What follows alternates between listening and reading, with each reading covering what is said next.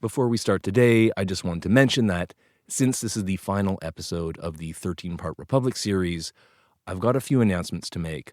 I've put them at the end of the episode, after the outro music, so please stick around and give those a listen.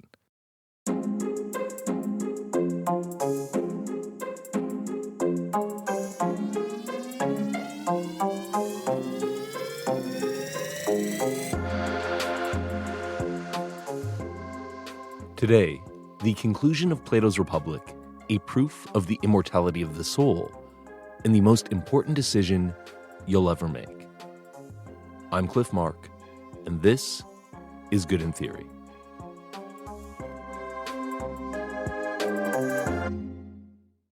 Welcome to the end. This is the last episode in our series on the Republic. We'll still talk about Plato and the Republic in other episodes if guests come around, but this is the end of the dialogue. Thank you for sticking around. When I introduced the book, I compared it to a magic carpet ride because the argument picks up, flies all over the place, covers a ton of ground and all different kinds of subjects without ever setting down and stopping to fortify one position. Since Glaucon and Socrates turned up at Polemarchus's party in Book 1, they've demolished all the common ideas of justice. They've built imaginary cities. They've taken babies from their parents and turned them into superhuman philosopher kings. They climbed out of the dark cave of opinion using math and dialectic up to the sunny heights of the form of the good. And then they climbed back down via regime change and daddy issues into the nightmarish mind of the tyrant, which, in the end, Glaucon decided was not for him. And then, last episode, Socrates had a nice long rant against poetry, which took nearly to the end of the book as a whole, and all that's left today is a little bit of dialogue in which Socrates tries to convince Glaucon that we have immortal souls, and then a pretty long monologue in which Socrates tells a poetic myth of his own, which wraps everything up by telling Glaucon how to live his life.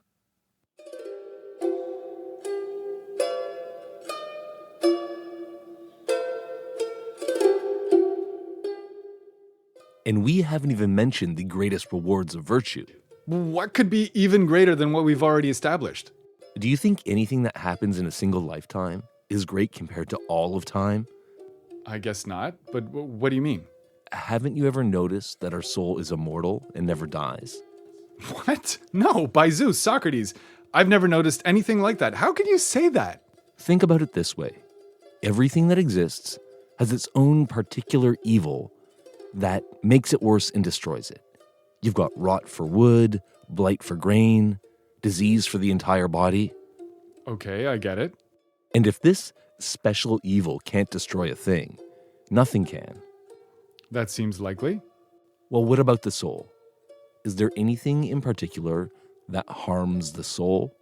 Well, of course, everything we were just saying. Injustice, excess, cowardice, bad education. And do any of these things destroy it? What do you mean by destroy it? Destroy it. Make it disappear, like disease eventually does to the body. Well, no, of course not. It would probably be better if injustice was fatal. At least if you're dead, you'd get some relief from the unjust life.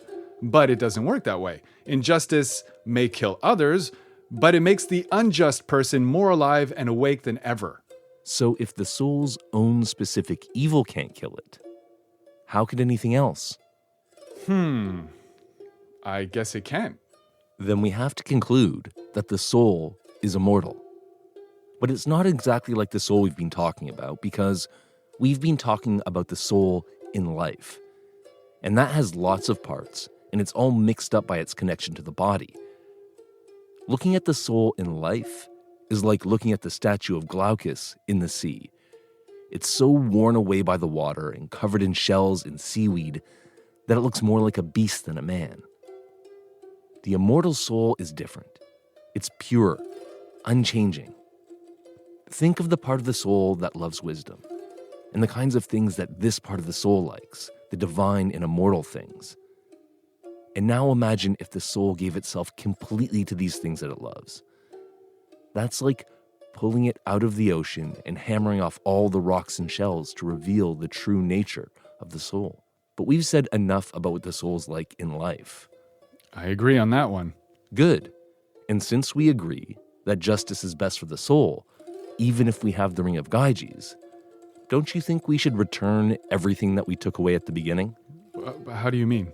At the start of the discussion, you asked me to take away the just man's reputation for justice and all the rewards and benefits that he'd get for being just and to give them to the unjust man. And so now, just so we can see how valuable justice really is, let's put all the rewards and wages back where they belong. Let's. It would be unfair not to. Well, in that case, let's say that the just man will get all the prizes. He'll be the man most likely to rule in the city, to marry whoever he wants, and to be successful and loved by the gods. And the unjust man, he's the one who will get caught and punished and humiliated. Definitely. Those are fair rewards for the just and the unjust man. But they're nothing compared to the ones that they get after death. You have to hear about these if each man is going to get what he deserves. Then tell. There's nothing I'd rather hear.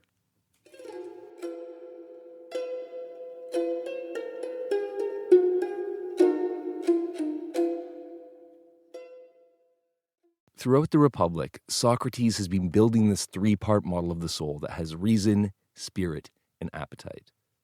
But now he's telling us something slightly different. He's saying that the immortal soul is different from the soul he's been talking about because the soul in life is all mixed up with the body. And what he seems to mean by that is that reason is obscured by its relationship with spirit and appetite. And if you scrape off those barnacles, you're left with pure reason, and that's the immortal part of the soul that travels to the afterlife in the story that Socrates is about to tell. Now, if you don't already believe that there are such things as immortal souls, then I have a feeling that the argument that he gave about wood rot and grain blight didn't convince you. And if it didn't, don't worry too much about it.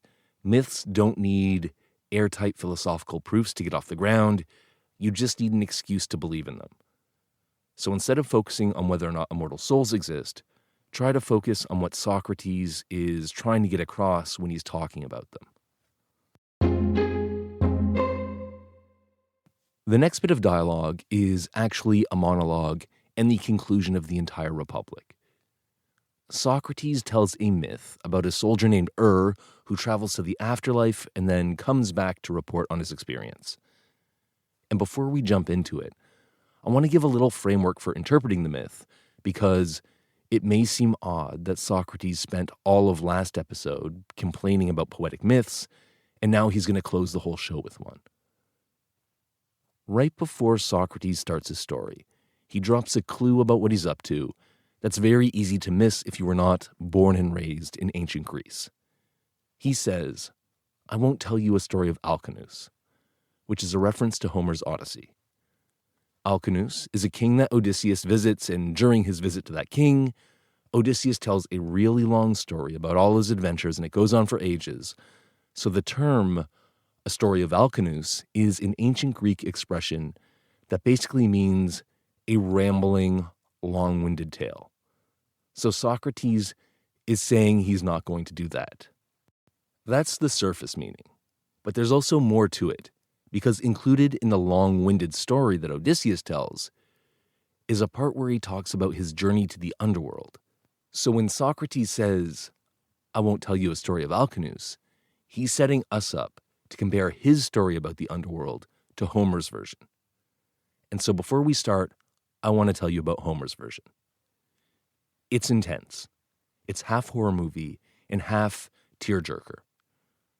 Odysseus is on a mission to Hades to get some information, and he's surrounded by shuffling undead shades, and he's bribing them with blood from sacrificed animals. It is very spooky. It's also very emotional. The shade of a recently dead comrade begs Odysseus to go back to where he left his body and give it a proper burial so he can finally rest. And Odysseus also meets the shade of his own mother, who tells him that she died of a broken heart waiting for him to come home. And then when he tries to hug her, she just flits away because you can't hug a ghost. Odysseus then meets a bunch of heroes, and eventually he gets to meet the shade of Achilles, Achilles was the greatest soldier ever and the hero for all Greek boys. And Odysseus says, "Well, Achilles, I won't grieve for you because you are more blessed in life than anyone else, and now you rule over all the dead, so death can't be too bad for you." But Achilles' ghost says, "Don't you talk to me about death. I would rather live on earth as the serf of a poor man than be lord over all the dead." So even the glorious Achilles is totally miserable down there. This story about Odysseus' trip to the afterlife is everything that bothers Socrates about poetry. It panders to the emotions, it makes the gods look mean, it makes death look scary, it shows decent people crying and lamenting. Socrates' worry is that this kind of story will fire up the irrational, emotional parts of your soul and make it harder for you to be reasonable. In this case, it will make you too scared of death to face it philosophically. In fact, Socrates has already centered out this particular story from Homer as something that needs to be censored back in episode 4. Which is all to say that when Socrates says, "I'm not going to tell you a story of Alcinous," he means keep this Homer story in mind, because he's about to show us how poetry about the afterlife should be written.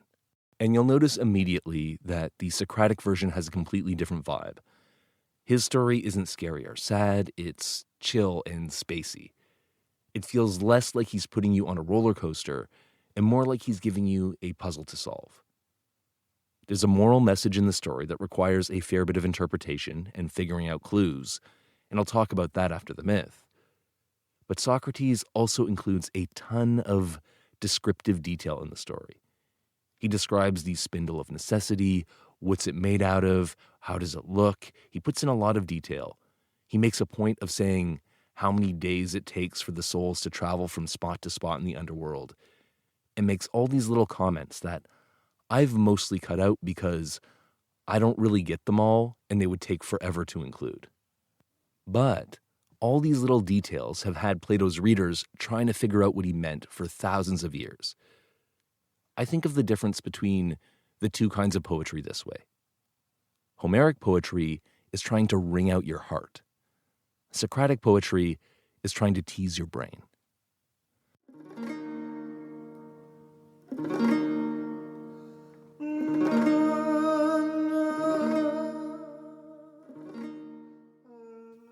I'm not going to tell you a story of Alcinous.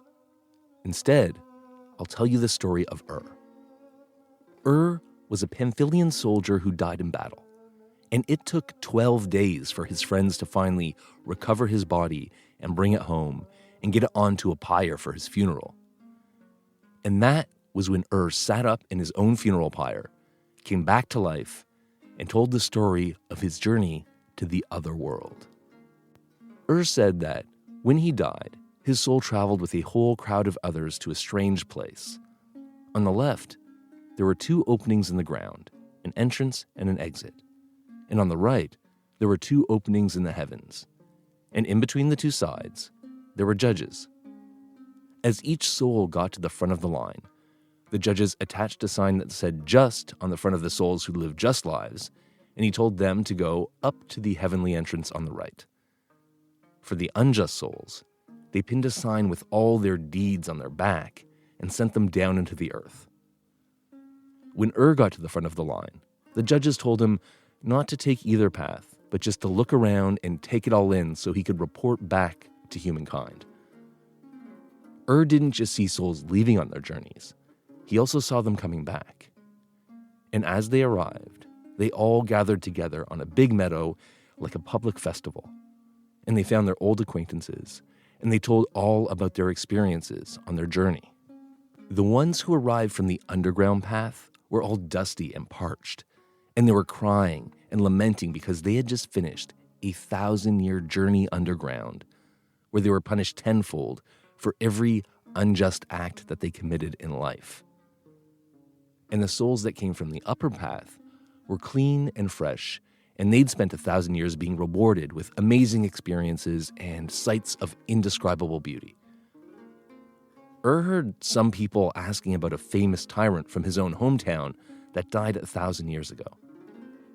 But someone said he wouldn't be coming to the meadow because when men had done so much evil that even 1,000 years of punishment couldn't fix their souls, they were dragged back down for more torture, and this was mostly tyrants. All the souls from both paths spent a week on the meadow together, and then they traveled for 4 days until they could see a great column of light that supported the heavens. And after one more day of travel, they arrived at the spindle of necessity. The spindle's whorl was like a giant hollow bowl with 7 other bowls nested inside. And all of them had different colors, and they were turning at different speeds, and the outermost bowl was turning in the opposite direction. And on the lip of each bowl sat a siren, singing a single note, so together all of them created a harmony. And the fates of past, present, and future were also there, singing to the siren's harmony and spinning the spindle. The fates had a spokesman who came to address the gathered souls, and it told them, "You've arrived at the beginning of another cycle, and it's time to choose your next life. You'll get to choose your own life from the available options, but the order you choose in will be random. Remember, how virtuous you are in life depends on you. God is not to blame." And then the spokesman gave everyone but a lot with a number on it, and then laid down patterns of all kinds of different lives on the ground. And these included patterns for the lives of tyrants, rich men and women, poor, beautiful, ugly, sick, healthy. Every combination of qualities and life events were there. Even animal lives were laid out too. These patterns showed what would happen in the life, but they didn't show the arrangement of the soul, because that depends on the kind of life that the person chooses. And now here, my dear Glaucon, is the whole risk for a human being. This is why we should forget about everything except for studying how to tell good lives from bad and finding people who can help us identify and choose the best life that we can. And to do that, we need to study how all the different factors in life, wealth, health, power, or the lack of these things, quick wits and good looks, we have to understand how all these things affect the soul. Because choosing a better life, a life that makes the soul more just and is therefore happier, that's the most important choice we make in life and after death. Said that the next thing that the fates told the souls was not to worry, because there were enough lives available that even the person who picked last would be able to find a good one if he chose carefully. But they also warned the souls not to be careless if they chose first. Then, the soul that drew the first lot ran and immediately grabbed the biggest tyranny it could see. And then when it looked closer, he saw the life was filled with horrible things, even eating his own children. And he started crying and blaming the fates and the gods and anyone but himself. And said that, oddly enough, this soul that picked the tyranny, he'd lived a virtuous life last time around, and he had just come down from a 1,000-year journey in heaven. But the thing is, he lived in a decent regime with good laws, so he was only virtuous out of habit, not from philosophy. And actually, most of the souls who made that kind of careless mistake had come from heaven, whereas the people who came from underground, they'd suffered, and that made them choose more carefully, so the majority of souls alternated between good and bad lives. But that doesn't always happen. Said that if anyone practices philosophy consistently in their life, then chances are they'll be happy in life and afterwards. Said that watching the souls pick their new lives filled him with wonder and laughter. Mostly, he said, they chose according to the habits of their previous lives.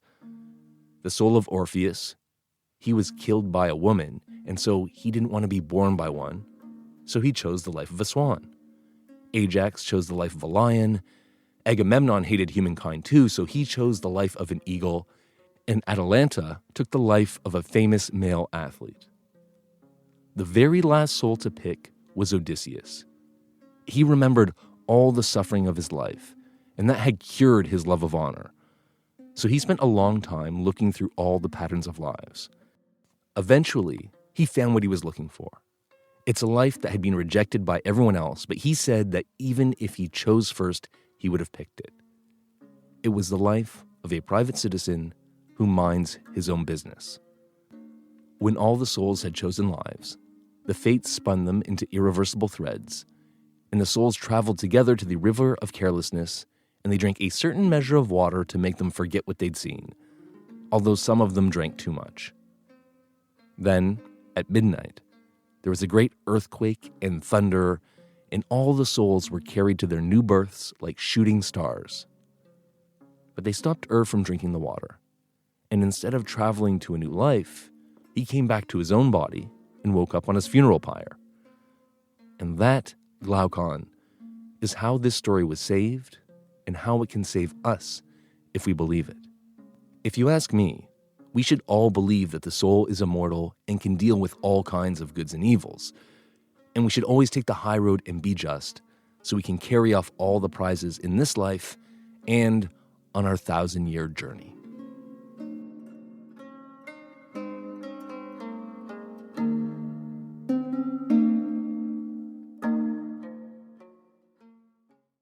And that is the end of Plato's Republic. The last thing that Socrates wants to tell Glaucon and the rest of the gang is this myth that can save our souls if we believe it. But how? What does this myth do that Homeric myths don't? The first thing that happens to the souls is that the good ones get a 1,000-year reward and the bad ones get a 1,000-year spanking, so maybe the story is just supposed to save us by motivating us to be just. And that is really intuitive. It's just what I think most people would expect if they've lived on Earth after 2,000 years of Christianity. But the myth of isn't a Christian hereafter. The punishment and reward, it's not eternal, and it's not even the important part. The important part is when the souls choose their new lives. And we know this is the important part because that's when Socrates steps out of the narrative and directly tells Glaucon, the most important decision in life and in death is what life you choose. When it comes to the choice of lives, I'm like Glaucon. I don't really believe in immortal souls, so I read the mythical choice of lives in the afterlife as a metaphor for the choices that we make in this life. I think Socrates is telling Glaucon that the choices that he's making, especially now that he's a young man coming of age, he's saying that these choices are important because they'll determine what kind of man he'll become and how happy his life will be. And of course, the myth is pushing him towards choosing the just life and taking the high road and always being good and telling him that ultimately that's the happiest way to live. But that's not the only message here, because it's not obvious how to be just. Right at the beginning of the Republic, we learn that being just isn't just a matter of following the rules or helping your friends. The common ideas that people have of justice aren't enough to guide us. Socrates says that we have to learn how all the different factors in life can affect the soul. Being just requires wisdom, or as puts it, the only way to improve our chances of being happy in this life and in the next is to practice philosophy. So how do we do that?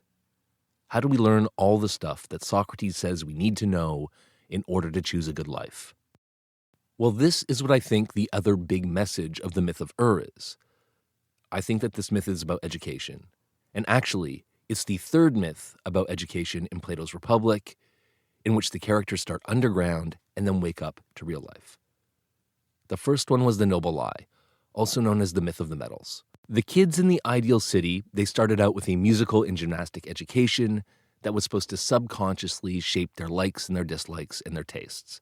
And then, when they're grown up, the rulers tell them that actually their whole childhood where they thought they were being educated, they were really asleep underground, being built by the gods who were mixing metal in their souls. This myth is about the education you get from subconscious influence and habituation that just comes from living in a society. The second myth about education was the allegory of the cave. This was about formal education. People start out in the darkness just going by other people's shadowy opinions. Then they use math and dialectic to work through the contradictions of common opinion and climb out of the cave into the light and see things as they really are.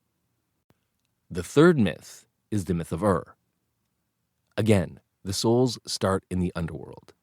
They make their big choice, and then they fly up like shooting stars to their new lives. But before they do that, the myth of shows two ways that souls might practice philosophy and become wise. The first is to learn from experience. And most people do not do this. Is laughing when he's watching the souls pick new lives because of how bad they are at learning from experience. One very common way not to learn from your experience is just never to think about it and to follow your appetites. This is what happens to the first soul that picks the big tyranny where he winds up eating his kids. And I think the lesson here is that if you think you're a good person because you generally just follow the rules and don't get into trouble, you should be careful.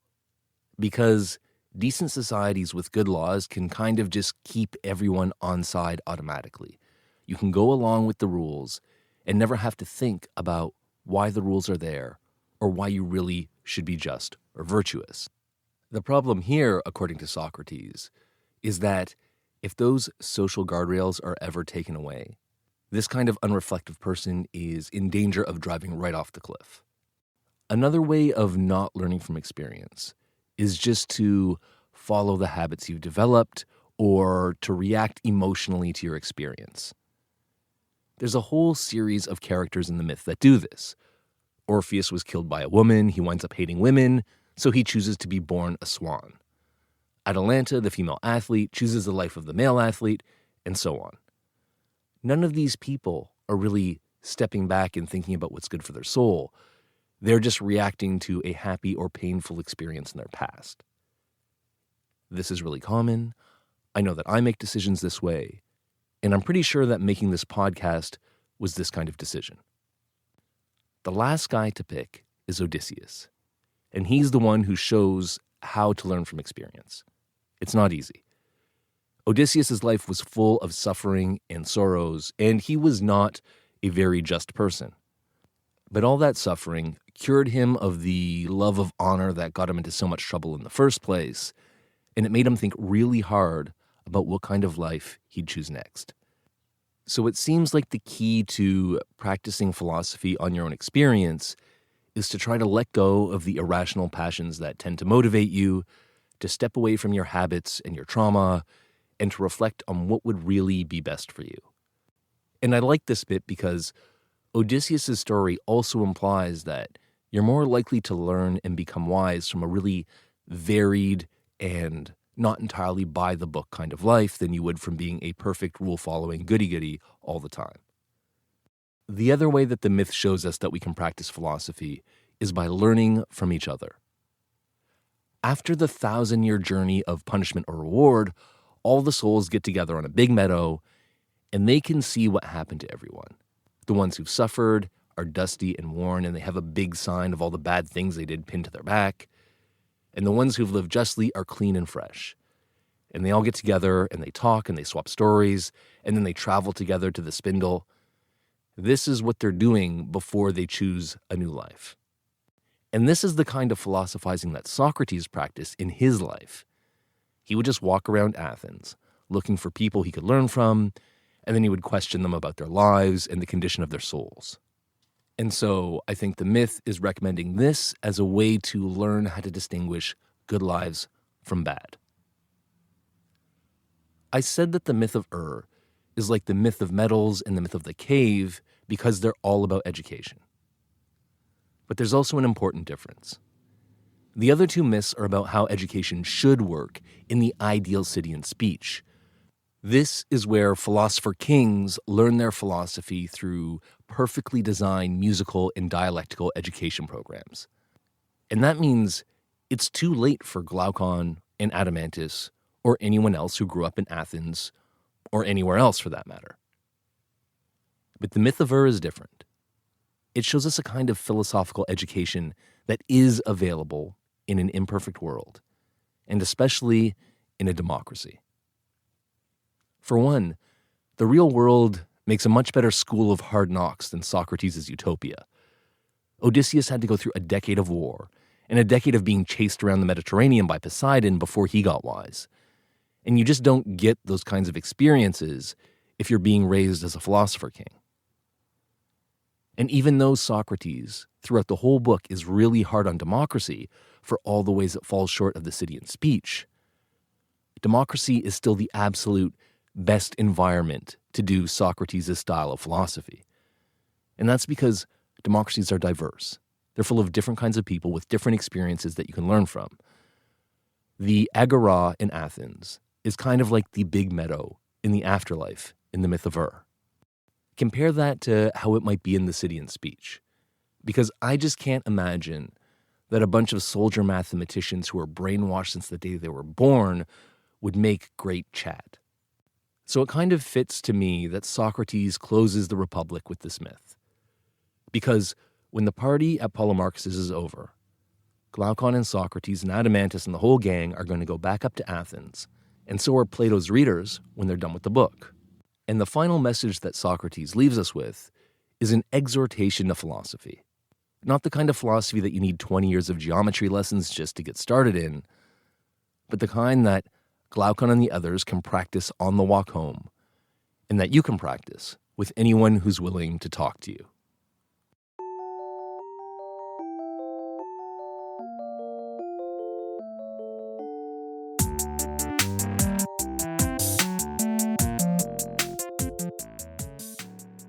That's it. The Republic is done. Thank you to everybody that helped. Thank you, Sep, who did all the episode art and read the scripts and listened to my drafts and my constant complaining. You are the best. Thank you, Marika, for the pod art. Thank you, Zach and Rebecca Amzaleg, for playing Glaucon and Adeimantus. And thanks to Paul Sager and Elliot Chambers and Andy Fleming for other voices. David Zikovitz and Clay Tapp gave me the theme music. And thank you, Michael Levy, for the classic Greek background music. And to everyone else who helped out with editing, giving feedback, listening to drafts, just encouraging me, thank you. And thank you for listening. I know it's been a long one. I hope you got something out of it. And if you did, if this podcast helped clarify Plato for you, or especially if you're a teacher and you use it as a teaching aid, please consider supporting us on Patreon. That means you go on the patreon.com website, find Good in Theory, and pledge to support a couple of dollars per month. The podcast is entirely supported by listener donations, so every little bit would be appreciated. Now that Plato's Republic is done, whither Good in Theory? For the next couple of months, I will be publishing a little bit less, but I will be coming out with a few really interesting interviews, another Thought Lab with Paul Sagar, and a couple of small Plato-related things that I still want to throw in. But I'm also going to take some time to do some research for my next multi-part series, which should be on the concept of meritocracy, and possibly one after that on Hobbes's Leviathan. In the meantime, if you have any questions about political theory or Plato or requests for future episodes, or just want to reach out, the contact information is on the website at goodintheorypod.com, and I would be really happy to hear from you.